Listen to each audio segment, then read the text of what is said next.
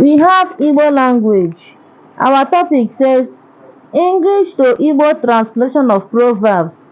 Ntụgharị Inu na Igbo. Translation is ntụgharị asụsụ. Let us start. Igbo. Eme ngwa ngwa, emeghara ọdachi. Literal, you have it as act quick to avoid obstacles.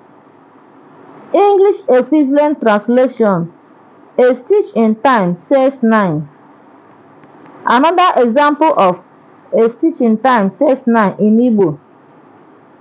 Kwọọ mmiri mgbe ọka dị na ụgbụgbọ ọla.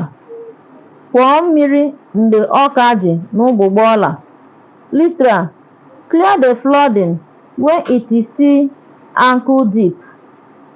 Clear the flooding when it is still ankle deep. English, a stitch in time saves 9. Ọyanụ ka emesienụ tụsara anyị ihe ozizi a ụmụnne m biko.